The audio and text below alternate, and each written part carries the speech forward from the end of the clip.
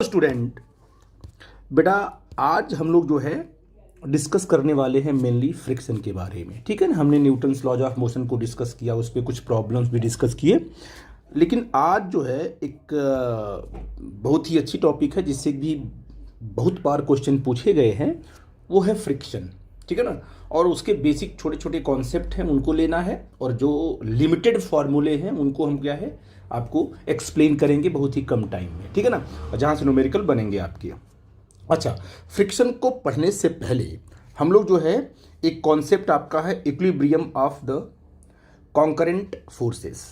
ठीक है ना, कॉन्करेंट फोर्सेस की बात हम कर लेते हैं क्योंकि ये इस पे जो क्वेश्चन बनते हैं वो लैमीज थ्योरम है, वहाँ से क्वेश्चन बहुत बार पूछे गए हैं वेक्टर्स में।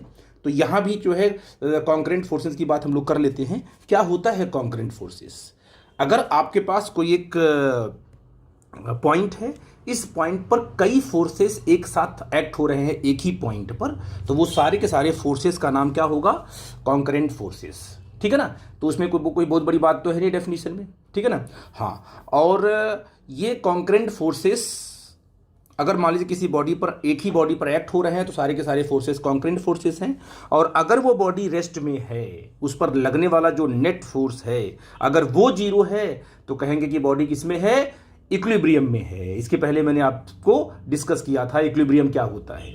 ठीक है ना, तो कॉन्करेंट फोर्सेस क्या है? Forces acting same at same point, at same point. ठीक है ना, तो अगर मान लो कि जो फोर्सेस से एक ही पॉइंट पे एक्ट हो रहा है, ऐसा भी हो सकता है कि सारे के सारे फोर्सेस एक्ट हो रहे हैं बट वो नेट फोर्स वहाँ पर जीरो नहीं है, तो फोर्सेस तो कॉन्करेंट होंगे बट जो है उस पर नेट फोर्स लग रहा है, तो वहाँ पर इक्विलिब्रियम स्टेट नहीं मिलेगी। लेकिन यहाँ पर देखो क्या किया, अगर आपने कहा कि उस बॉडी पर, एक ही बॉडी पर कई फोर्सेस काम कर रहे हैं और एफ नेट क्या है? जीरो है, then the body is in equilibrium. तो सिंपल सी बात है, इसमें वो बहुत बड़ी जानकारी आपको नहीं मिल रही है, लेकिन इसके बाद जो लैमीज थ्योरम है उसमें इसका एप्लीकेशन देखने को मिलेगा।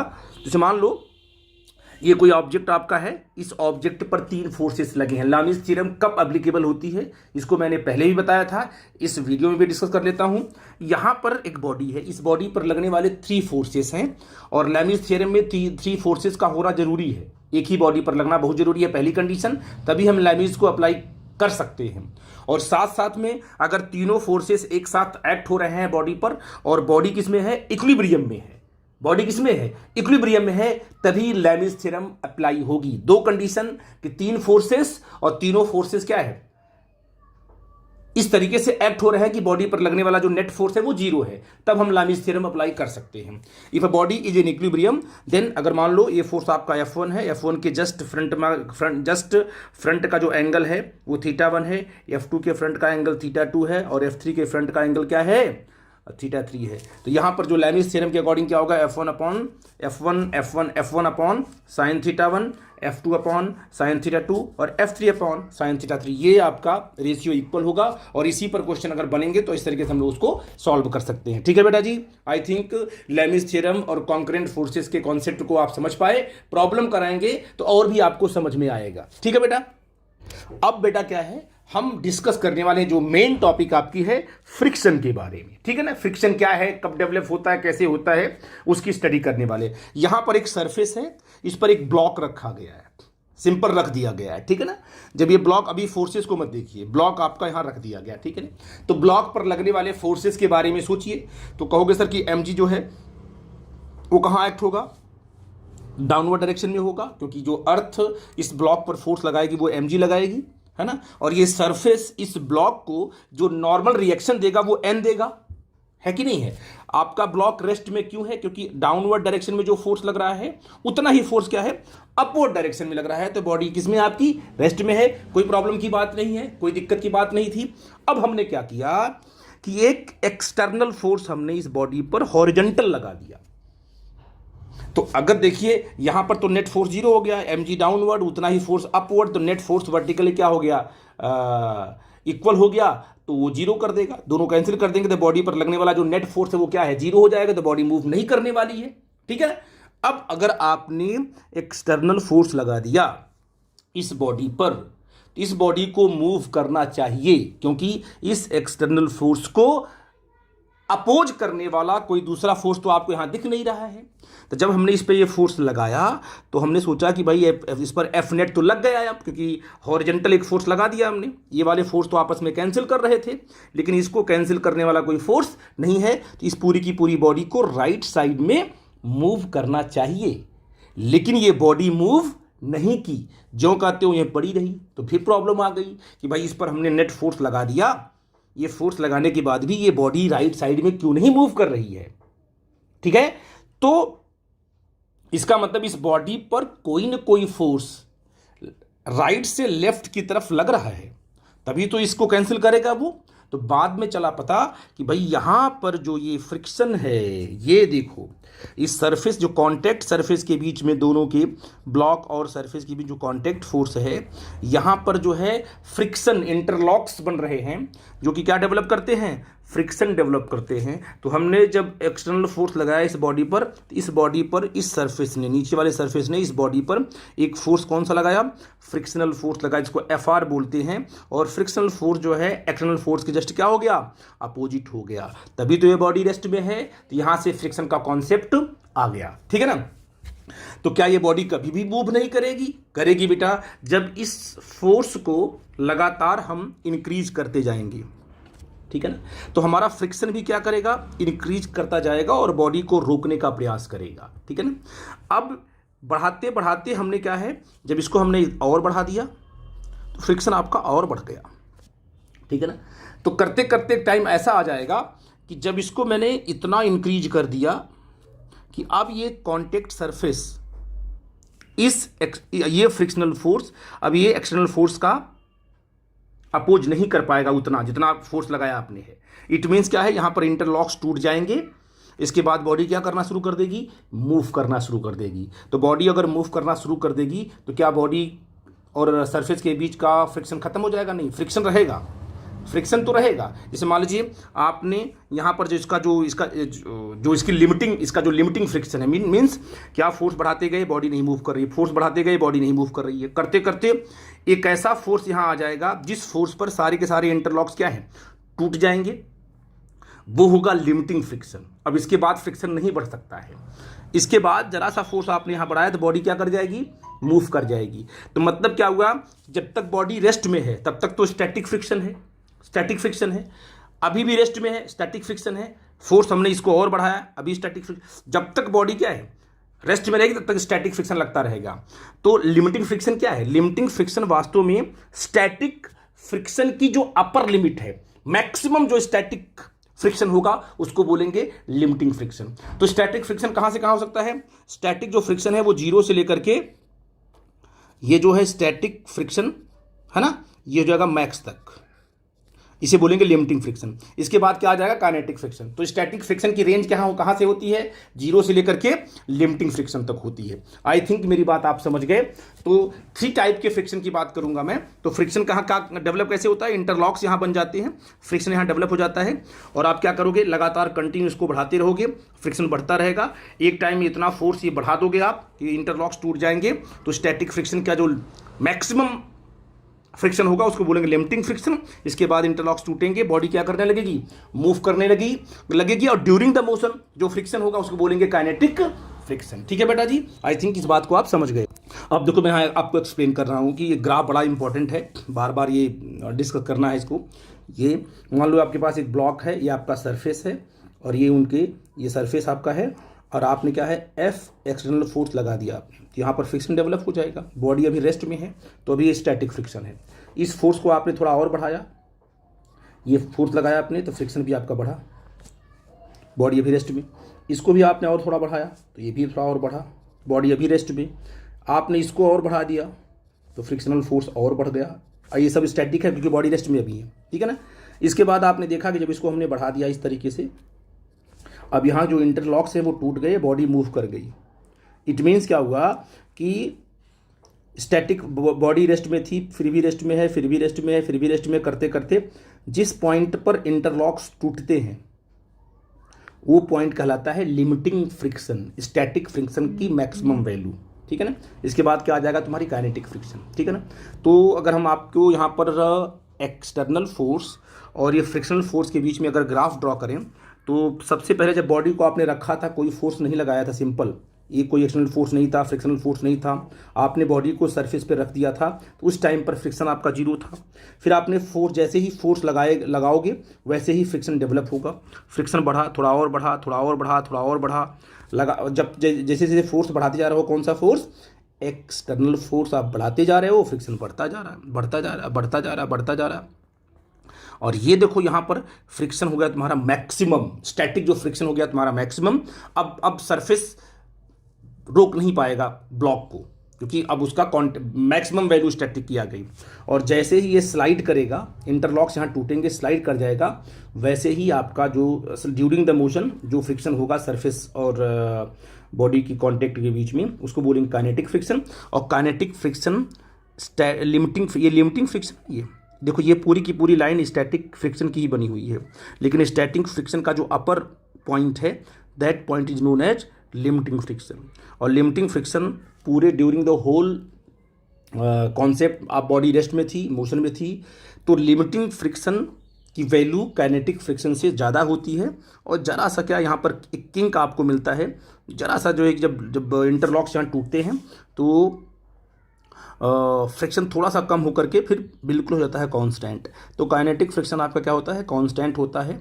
During the motion friction is kinetic friction is always constant, but जब स्टैटिक होगा तो फ्रिक्शन बढ़ेगा बढ़ेगा बढ़ेगा बढ़ेगा बढ़ेगा और लिमिटिंग तक वो बढ़ता जाएगा। तो इस तरीके से इसे आपने फोर्स को कहाँ लगाया, राइट साइड में लगाया, तो फ्रिक्शन कहाँ लगा, इस एक्सटर्नल फोर्स के जस्ट अपोजिट लगा। जैसे मान लो एक ब्लॉक यहाँ पर है, अगर ये ब्लॉक इधर की तरफ स्लाइड कर रहा है, इस स्लाइड इधर की तरफ कर रहा है, तो फ्रिक्शन कहाँ लगेगा, ऊपर की तरफ लगेगा, है ना। और यही ब्लॉक अगर ऊपर की तरफ स्लाइड करेगा तो फ्रिक्शन कहाँ लगेगा, नीचे की तरफ लगेगा। फ्रिक्शन वास्तव में क्या कर रहा है, ब्लॉक के मोशन को अपोज कर रहा है। ये इस एग्जांपल को देख करके, ठीक है ना। तो क्वेश्चन एक सा है कि do friction always opposes the motion, क्या हमेशा फ्रिक्शन मोशन को अपोज ही करता है, नहीं। वास्तव में फ्रिक्शन, हम ये इसका नो होगा आंसर, 12 बच्चे ऐसे लिख देते हैं। फ्रिक्शन हमेशा मोशन का अपोज नहीं करता है, ये मोशन का कभी कभी क्या है, सपोर्ट भी करता है, बॉडी को मूव करने में हेल्प भी करता है। तो किसका अपोज करता है, वास्तव में फ्रिक्शन दो बॉडी के आपस में जो रिलेटिव मोशन है उसका अपोज करता है, रिलेटिव मोशन का अपोज करता है।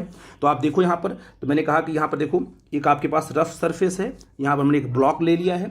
अब इस ब्लॉक को इस रफ सरफेस पे रखेंगे, जैसे ही ब्लॉक को यहाँ पर रखेंगे तो आप देखोगे कि ब्लॉक को रखते ही सरफेस, अब का ये सरफेस मूव कराएंगे, हम इस सरफेस को राइट साइड मूव कराएंगे, अब ब्लॉक को इस पर रख देंगे, तो इस सरफेस के साथ ये ब्लॉक भी क्या करने लगेगा, मूव करने लगेगा। इसको अभी दिखाते हैं आपको, देखो ध्यान से, देखो सरफेस चल रहा है, ब्लॉक रखा आपने, थोड़ी टाइम के बाद देखो अब क्या किया, इस ब्लॉक और इस सरफेस के बीच में क्या लगा, एक कांटेक्ट फोर्स लगा, फ्रिक्शनल फोर्स लगा, और जो कि लेके कहाँ जा रहा है, बॉडी को राइट साइड में लेके चला गया। क्या हमने इस बॉडी को धक्का दिया, नहीं, ये दोनों की, इन दोनों कांटेक्ट सरफेस के बीच में जो फ्रिक्शन लगा, वो फ्रिक्शन इस ऊपर वाले ब्लॉक को राइट साइड में लेके जा रहा है। मतलब इस ब्लॉक को मूव कराने के लिए कौन रिस्पॉन्सिबल है, फ्रिक्शनल फोर्स रिस्पॉन्सिबल है।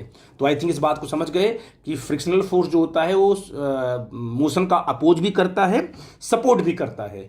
ये रिलेटिव मोशन का जगह, friction opposes the relative motion, ये आपका डेफिनेशन बिल्कुल करेक्ट मानी जाएगी। ठीक है बेटा जी, आई थिंक मेरी बात आप समझ गए। अब बेटा हम बात करेंगे टाइप्स ऑफ फ्रिक्शन की। तो पहला है विस्कस और वेट फ्रिक्शन। जो ये विस्कस फोर्स होता है या वेट फ्रिक्शन होता है वो ड्रैग फ्रिक्शन होता है। जब कोई बॉडी किसी भी फ्लूइड में या तो एयर में मूव करती है तो उस पर जो फोर्स, वहाँ पर विस्कस फोर्स या वेट फ्रिक्शन की हम लोग बात करते हैं।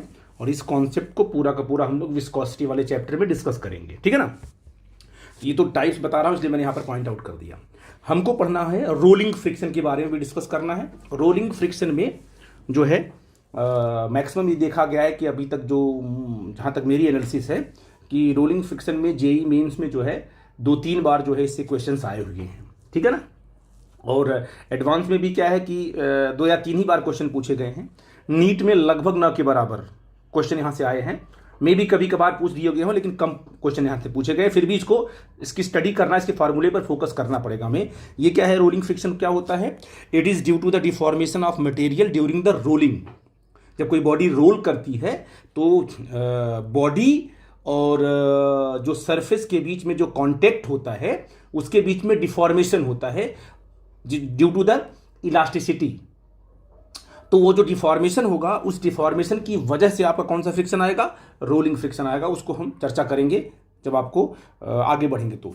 और जो आपका मेन है, जो आपको पढ़ना आपके चैप्टर में जो मेन है, जहां से क्वेश्चन बार बार रिपीट किए गए हैं, वो है स्लाइडिंग फ्रिक्शन के बारे में। तो स्लाइडिंग फ्रिक्शन सिंपल से क्या है, it is due to the relative motion between the two surfaces in contact. अगर दो सरफेस आपस में क्या है, उनका रिलेटिव मोशन हो रहा है, मतलब एक सरफेस आपका रेस्ट में है और दूसरी बॉडी क्या है, ये देखो आपस में दो सरफेस हो गए, एक बॉडी का सरफेस, एक सरफेस सिंपल ये है ना।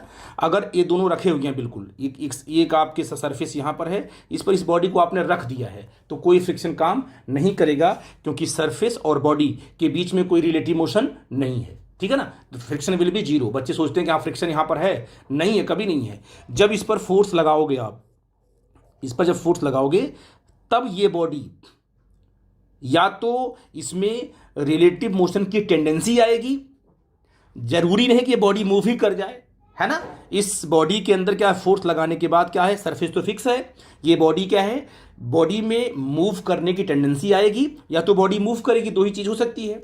तो इस बॉडी में रिलेटिव मोशन की अगर टेंडेंसी भी है, तब भी फ्रिक्शन यहां डेवलप होगा, और रिलेटिव मोशन हो रहा है तो फ्रिक्शन होना ही होना है।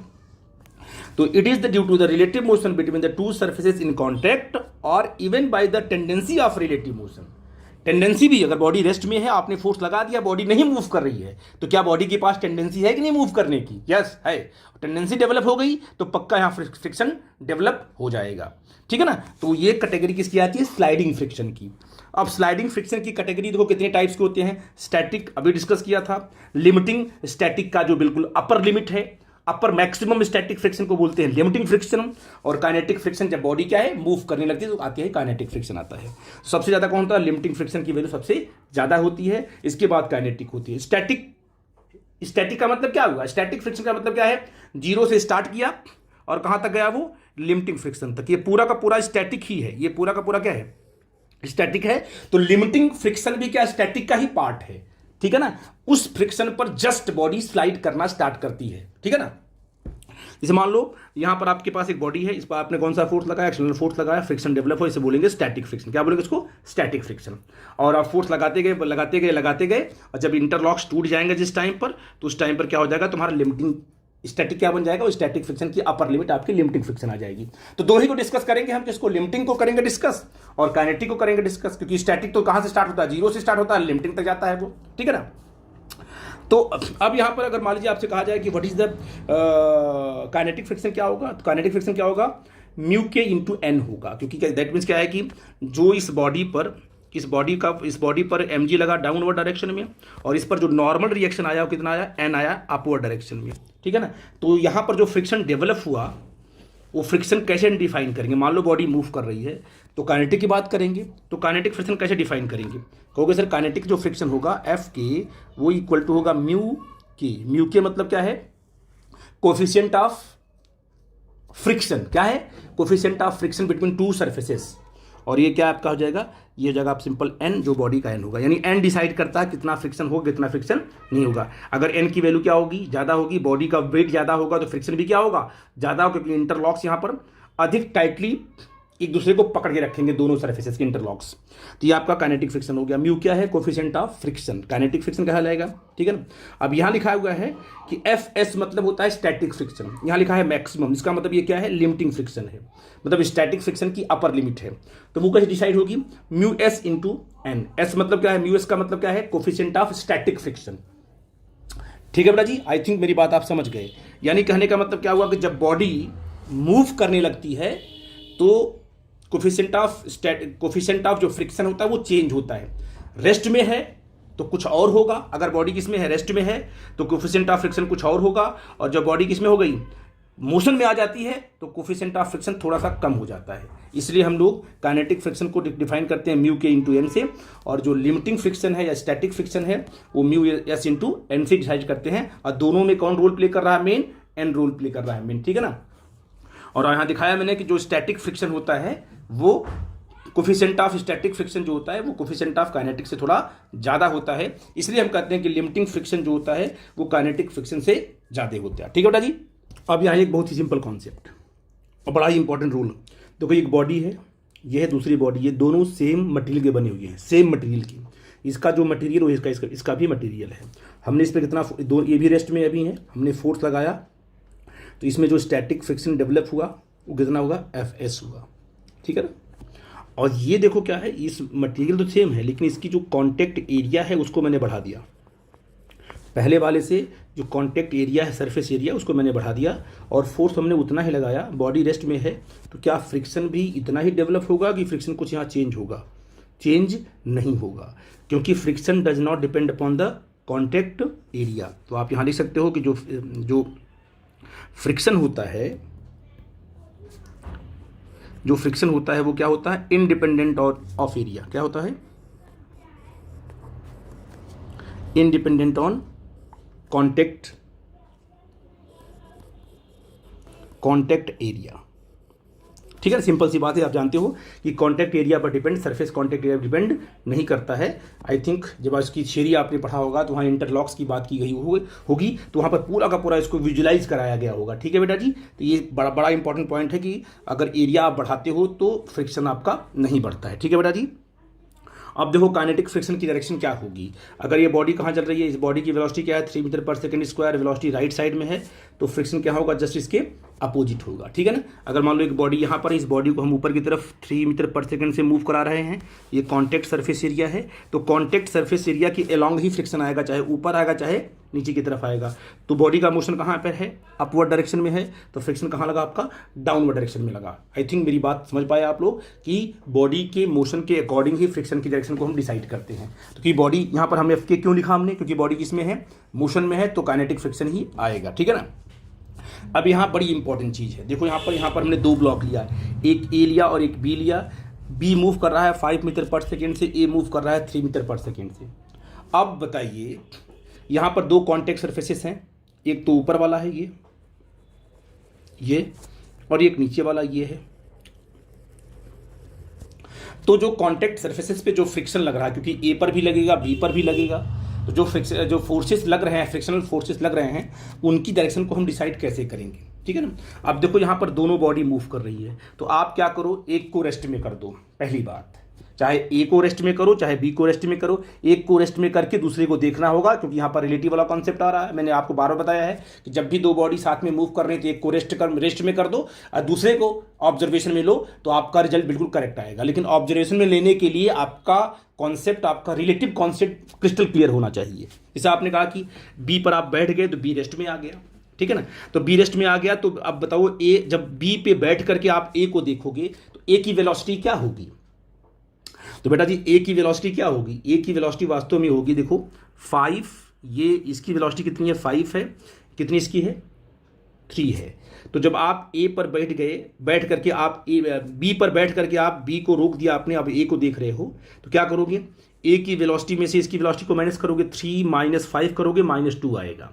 तो जब यहाँ पर बैठ के आप ए को देखोगे तो ए किस वेलोसिटी से मूव करता हुआ दिखाई पड़ेगा आपको, 2 मीटर पर सेकेंड से, 2 मीटर पर सेकेंड से। कहाँ पर, राइट साइड में। आई थिंक मेरी बात समझ पाए मैं क्या बोल रहा हूँ। अब ए पर बैठ करके आपने बी को देखा तो आपको ऐसा लगेगा बी कहाँ मूव कर रहा है, 2 मीटर पर सेकेंड से राइट साइड में। तो अब बताइए ये तो रेस्ट में है आपके हिसाब से, और ये कहाँ मूव कर रहा है, लेफ्ट साइड में। तो अब बताओ फ्रिक्शन कहाँ डेवलप होगा, तो ए पर जो फ्रिक्शन डेवलप होगा वो डायरेक्शन क्या होगी इसकी, ऐसे होगी, ये होगी ना, होगी। क्यों, क्योंकि ये कहाँ मूव कर रहा है, राइट साइड में। आई थिंक मेरी बात समझ में आ गई। तो मतलब बी ने ए पर जो फ्रिक्शन लगाया वो कहाँ लगाया, राइट साइड में लगाया। तो क्या ए भी बी पर फ्रिक्शनल फोर्स लगाएगा, बिल्कुल लगाएगा। कहाँ लगाएगा वो लेफ्ट साइड में लगाएगा, ऐसे। क्यों, क्योंकि ये ए चाहेगा कि ये पूरा का पूरा ब्लॉक बी कहाँ मूव करे, लेफ्ट साइड में मूव करे। आई थिंक मेरी बात आप समझ पा रहे हो। तो ए ने बी पर फोर्स लगाया, फ्रिक्शनल फोर्स बी पर ए ने लगाया। आई थिंक डायरेक्शन की बात आप समझ गए। तो मैंने यहाँ पर लिखा हुआ है कि ब्लॉक ए क्या करेगा, 2 मीटर पर सेकेंड स्क्वायर से मूव करेगा, कहाँ पर, लेफ्ट साइड में। तो जो काइनेटिक फ्रिक्शन लगाएगा बी लगाएगा ए पर, कहाँ लगाएगा, राइट साइड में। और ए जो लगाएगा बी पर कहाँ लगाएगा, वो लेफ्ट साइड में लगाएगा। आई थिंक मेरी बात आप समझ पा रहे हो मैं क्या बोल रहा हूँ, ठीक है बेटा जी। अब बताइए, मैं कहूँ कि भाई यहाँ पर बताओ, यहाँ पर जो मोशन है, यहाँ पर वास्तव में यहाँ पर जो काइनेटिक फ्रिक्शन डेवलप होगा वो क्या होगा, क्योंकि यहाँ के लिए तो होल सिस्टम कहाँ मूव कर रहा है, बोलो, राइट साइड में। तो इस पर लगने वाला जो फोर्स है, अब ये सरफेस जो बॉडी बी पर फोर्स लगाएगा, कहाँ लगाएगा वो? लेफ्ट साइड में, क्योंकि पूरा का पूरा सिस्टम इस सरफेस के हिसाब से पूरा का पूरा सिस्टम कहाँ मूव कर रहा है? राइट साइड में। तो कॉन्टेक्ट सरफेस पर लगने वाला जो फोर्स होगा कहाँ होगा? वो लेफ्ट में होगा। और वो कितना होगा जी? एफ जी हमने क्यों किया है? क्योंकि ये एफ के और ये एफ के तो बराबर होगा, क्योंकि बी ने ए पर लगाया, ए ने बी पर लगाया, एक्शन रिएक्शन आ जाएगा ये। लेकिन ये जो एफ जी है, ये इस कॉन्टेक्ट पे लगने वाला जो फोर्स है वो अलग होगा, क्योंकि इस पर जो इस सरफेस पर जो नॉर्मल होगा वो ऊपर वाला वेट और नीचे वाला वेट दोनों वेट काउंट करेंगे ना, तो यहाँ का फ्रिक्शनल फोर्स बिल्कुल अलग आ जाएगा। उसको हमने एफ जी से डिफाइन किया हुआ है। तो जितने भी कॉन्टेक्ट सरफेसेस हैं वो जो है एक दूसरे पर जो बॉडी पर जो फ्रिक्शनल फोर्स की वजह से जो यहाँ पर डायरेक्शन आपको देखनी पड़ेगी कि बी ने ए पर क्या फोर्स लगाया और किधर लगाया, ए ने बी पर क्या फोर्स लगा किधर लगाया, और ए बी मिल करके जो है ये जो कॉन्टेक्ट सरफेस यहाँ बन रहा है, यहाँ पर फ्रिक्शनल फोर्स की डायरेक्शन क्या है और कितना उसका मैग्नीट्यूड होगा, वो हम लोग जो है कि इस फॉर्मूले से फाइंड आउट कर सकते हैं म्यू इंटू एन से। ठीक है ना? तो आई थिंक डायरेक्शन को आप समझ गए कि दो बॉडी अगर रिलेटिव मोशन कर रही हैं तो उनका डायरेक्शन हम कैसे डिस्कस करेंगे। अब देखो यहाँ पर एक कंसेप्ट आपका है angle of repose. Angle of repose क्या है कि इंक्लाइंड सरफेस पर आपने एक ब्लॉक रखा, ठीक है ना? पहले आप मान लो ऐसे सरफेस था और ये ऐसे था, ऐसे, ठीक है ना? तो मान लो ये ब्लॉक स्लाइड नहीं कर रहा है, तो ये एंगल θ1 हुआ। अब इस स्लाइड जो इंक्लाइंड सरफेस थोड़ा आपने ऊपर कर दिया ऐसे, तो ब्लॉक यहाँ आ जाएगा। अभी भी ये ब्लॉक क्या है? मूव नहीं कर रहा है डाउनवर्ड डायरेक्शन में। क्यों? क्योंकि यहाँ फ्रिक्शन इसका बहुत ही स्ट्रांग है। इसको आपने और भी थोड़ा ऊपर कर दिया ऐसे। जैसे ही आपने थोड़ा सा ऊपर किया इसको, ये ब्लॉक जो है जस्ट स्लाइड करना स्टार्ट कर दिया। मतलब इसका वेट, इसका एम जी क्या है, इसका एम जी कंपोनेंट बढ़ा तो ये जस्ट स्लाइड करना स्टार्ट कर दिया। तो ये जो एंगल होगा that angle is known as angle of repose. तो वो मिनिमम एंगल जिस एंगल पर इंक्लाइंड सरफेस पर बॉडी क्या है, जस्ट स्लाइड करना स्टार्ट कर दे, that angle is known as angle of repose. अब मान लो ये बॉडी है ना, ये बॉडी है, थीटा क्या एंगल ऑफ रिपोज आपका है। इस बॉडी पर लगने वाले फोर्सेस को रिजॉल्व कर लो। ये क्या लगा यहाँ पर? एम जी लगा। आई थिंक मेरी बात समझ पा रहे हो, एम जी लगा। अब इसको एम जी को क्या करेंगे? दो कंपोनेंट में रिजॉल्व करते हैं। एक तो डायरेक्शन ऑफ मोशन, जो बॉडी के डायरेक्शन ऑफ मोशन है, एक उसके परपेंडिकुलर। तो इसको अगर हम तोड़ते हैं तो ये अगर थीटा तो ये भी थीटा होगा। तो इसका कंपोनेंट इस पर क्या आएगा? एम जी कॉस थीटा आएगा बेटा जी। आई थिंक समझ गए। इस पर क्या आएगा? M G cos theta. इस पर क्या आएगा? M G sine theta. ठीक है ना? और इधर आपका नॉर्मल रिएक्शन क्या होगा? बिल्कुल कॉन्टेक्ट सरफेस के बिल्कुल वर्टिकली होगा ऐसे। ठीक है ना? तो एम जी कॉस थीटा ये है और एन क्या है? ये है। ये एक दूसरे को कैंसिल कर देंगे क्योंकि आपस में बराबर है। बराबर इसलिए क्योंकि बॉडी न तो ऊपर मूव कर रही है न तो नीचे मूव कर रही है। ये आपका क्या है? एम जी साइन थीटा है। और जब इस पर फोर्स कहाँ लगा? डाउनवर्ड डायरेक्शन लगा, तो यहाँ पर फ्रिक्शनल फोर्स क्या होगा तुम्हारा? एफ आर आ जाएगा। ठीक है ना? और ये जो है जस्ट स्लाइड कर रही है। ठीक है? जब ये जस्ट स्लाइड करता है तो M G sine theta equal to frictional force के बराबर होगा। तो आपने कहा कि एन इक्वल टू क्या आपका है? बोलो। N equal to M G cos theta होगा, क्योंकि आपका ये फोर्सेस आपस में बैलेंस करेंगे। और जो स्टैटिक फ्रिक्शन होगा ये वो एम जी साइन थीटा के बराबर होगा। ये फोर्सेस, क्योंकि बॉडी जस्ट स्लाइड करेगी। मूव करना अपनी क्या है? मूव नहीं कर रही है, जस्ट स्लाइड करनी, तो फोर्सेस आप बराबर कर दोगे। F S equal to M G sine theta. ठीक है ना? क्वेश्चन नंबर 1 मान लिया आपने। अच्छा, तो आपको पता है कि एफ एस इक्वल टू होता है म्यू इंटू एन होता है। तो म्यू जो करते हो, और एन कितना दिया है? एन दिया क्या है? बॉडी का जो एन दिया हुआ है, ये देखो ये दिया हुआ है एम जी कॉस थीटा लिख दिया आपने। तो आपने इधर एम जी, अब आपको पता है एफ एस कितना होता है? एम जी साइन थीटा आपने रख दिया, कट किया आपने, ये आपका टेन थीटा आ गया। Theta equal to tan inverse mu s आ गया है। ये देखिए एंगल ऑफ रिपोज क्या है? Tan inverse. अगर आपको कोफिशिएंट ऑफ स्टैटिक फ्रिक्शन पता हो तो एंगल ऑफ रिपोज आप कैलकुलेट कर लोगे। आई थिंक मेरी बात आप समझ गए। अब ये कॉन्सेप्ट आपका है angle of friction. Angle of friction define कैसे करते हैं कि जितने भी बॉडी पर जितने भी कॉन्टैक्ट फोर्सेस लगे हुए हैं, उन कॉन्टैक्ट फोर्सेस का जो रिजल्टेंट है, वो रिजल्टेंट नॉर्मल से कितना एंगल बना रहा है, that angle is known as angle of friction. तो आप देख सकते हो ये कौन सा फोर्स है? ये एक्सटर्नल फोर्स है। ये कौन सा फोर्स है? ये फील्ड फोर्स, जिसको एम जी बोलते हैं। कॉन्टैक्ट फोर्स कौन कौन सा है? एफ आर आपका कॉन्टैक्ट फोर्स है, एन आपका कॉन्टैक्ट। इनका रिजल्टेंट क्या होगा? आर होगा। और कितना एंगल बनेगा? थीटा बनेगा। तो आप यहाँ से tan theta equal to F R upon N कर सकते हो। यहाँ से थीटा क्या आएगा? टेन इनवर्स म्यू आ जाएगा। ठीक है ना? इसे बोलेंगे theta is known as angle of friction. याद रखिए, एंगल ऑफ रिपोज और एंगल ऑफ फ्रिक्शन का फॉर्मूला एक ही आता है, लेकिन दोनों कॉन्सेप्ट अलग अलग हैं। ठीक है?